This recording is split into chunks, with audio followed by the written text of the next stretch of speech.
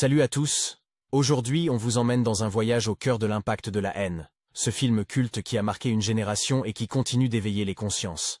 Que vous ayez déjà vu la haine ou que ce soit une découverte, préparez-vous à plonger dans une analyse riche en émotions, en images fortes et en réflexions sur la société. Au fil des scènes, vous verrez comment chaque moment marquant de ce film capture les tensions, les luttes, mais aussi la résilience d'une jeunesse en quête d'identité. Ce documentaire n'est pas seulement une rétrospective, c'est une immersion dans la culture urbaine, avec tout ce qu'elle a de poignant et de puissant. Alors installez-vous confortablement, laissez-vous embarquer, et surtout, n'hésitez pas à partager vos impressions en commentaire. Bonne séance et bon visionnage à tous. 24 heures après la mort de deux adolescents à Clichy-sous-Bois, les circonstances du drame restent toujours confuses. Les deux jeunes sont morts, électrocutés. Étaient-ils poursuivis par la police? C'est l'histoire d'un homme qui tombe d'un immeuble de 50 étages. Le gars, au fur et à mesure de sa chute, se répète sans cesse pour se rassurer. Jusqu'ici tout va bien, jusqu'ici tout va bien, jusqu'ici tout va bien. Mais l'important, c'est pas la chute, c'est l'atterrissage. 1995, un film français fait l'effet d'une bombe, réalisé par Mathieu Kassovitz. Ce n'est pas qu'une simple fiction, c'est une plongée brutale dans la vie de trois jeunes, Vinz, Saïd et Hubert, dans une banlieue française. À l'époque, ce film choquait, fascinait et éveillait les consciences. Aujourd'hui, est une œuvre incontournable qui a marqué à jamais la culture française et internationale. Pour montrer l'impact du film, certaines scènes marquantes et emblématiques méritent une attention particulière, car elles capturent des moments clés qui illustrent les tensions sociales, les dynamiques de pouvoir et la frustration des jeunes des banlieues. Voici une sélection des scènes les plus pertinentes à analyser dans un tel contexte.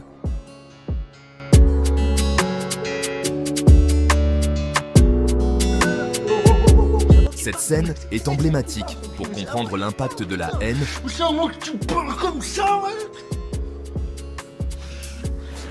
Vinz, interprété par Vincent Cassel, se regarde dans le miroir et mime le fameux monologue de Robert De Niro dans Taxi Driver. Ici, Vinz exprime son besoin de prouver sa virilité et sa frustration face à l'impuissance qu'il ressent dans son quotidien. En mimant De Niro, Vinz reflète l'influence de la culture populaire américaine sur les jeunes de banlieue française, qui empruntent des éléments de films américains pour se construire une image forte et combative. Ce moment montre le désir de Vinz de se sentir respecté dans un contexte où la violence et l'intimidation sont perçus comme des moyens d'asseoir son autorité et d'être entendu. Dans les quartiers marginalisés, où la violence devient souvent un outil pour se faire respecter, cette scène met en lumière les pressions exercées sur la masculinité dans ces milieux. C'est l'histoire d'un homme qui tombe d'un immeuble de 50 étages. Le mec, au fur et à mesure de sa chute, il se répète sans cesse pour se rassurer. Jusqu'ici tout va bien. Cette phrase, répétée au début et à la fin du film, devient un symbole tragique de la condition des jeunes de banlieue, coincés dans une chute inéluctable dans une société qui les ignore. La chute incarne le destin tragique de la jeunesse des quartiers populaires, évoluant dans un système qui les marginalise. Leur parcours est une chute perpétuelle, une dégradation sociale continue. Cette phrase omniprésente laisse entendre que l'atterrissage, la confrontation inévitable avec la réalité brutale, sera difficile. Ce concept de destin inévitable est le fil conducteur du film et résume parfaitement la philosophie de l'atterrissage brutal que vivent les jeunes des quartiers populaires.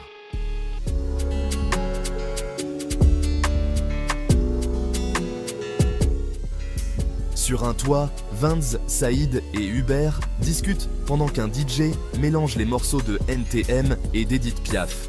Cette scène iconique illustre le fossé entre la jeunesse révoltée et les valeurs traditionnelles de la France. Le scratch fusionne la révolte moderne avec l'héritage de la chanson française traditionnelle. Ce contraste est significatif. D'un côté, la jeunesse révoltée des banlieues, de l'autre, l'histoire culturelle de la France. Les jeunes de banlieue se retrouvent tiraillés entre une identité de rébellion et un héritage culturel qu'ils ne peuvent ignorer.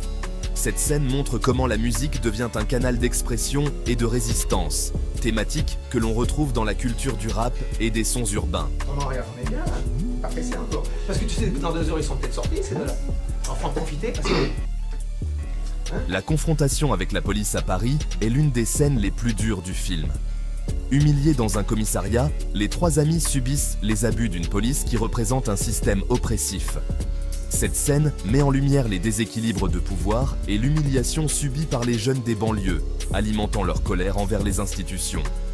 Les angles de caméra oppressants et les lumières crues accentuent le sentiment d'impuissance et de vulnérabilité des personnages, plongeant le spectateur dans une atmosphère de tension extrême.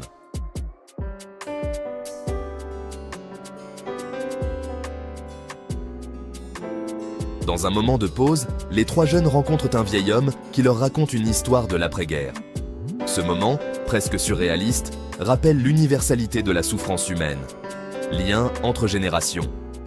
Le vieil homme partage une tragédie de son passé, rappelant aux jeunes que la souffrance et la résilience ne connaissent ni époque, ni frontières. Perspective philosophique. Cette scène introduit une réflexion plus large sur l'humanité, illustrant que les luttes pour la dignité et la survie sont des constantes dans toutes les générations. C'est l'histoire d'une société qui tombe. La fin du film est saisissante. Se rassurer. Jusqu'ici, tout va bien. Jusqu'ici, tout va bien. Hubert et Saïd, face à un policier, sont figés dans un face-à-face tendu. Puis, un coup de feu retentit. Cette conclusion brutale laisse le spectateur dans un silence angoissant. Symbolisme de la confrontation finale. Le coup de feu final symbolise l'inévitabilité de la violence dans un système où les tensions restent irrésolues. Le choix d'une fin ouverte laisse au spectateur la responsabilité de réfléchir sur l'état de la société. Phrase finale, c'est l'histoire d'une société. Cette phrase résonne comme un avertissement, une critique de la fracture sociale en France.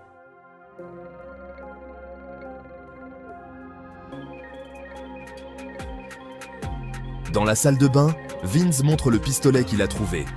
Cette arme devient un symbole de son désir de vengeance et de pouvoir.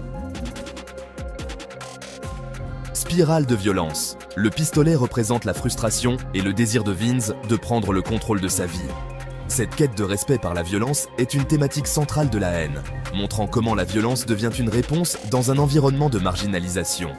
Tension entre Vince et Hubert. Hubert, figure pacifiste, tente de raisonner Vince, créant une opposition entre l'appel à la violence et la recherche de solutions non violentes, thématique récurrente dans le film.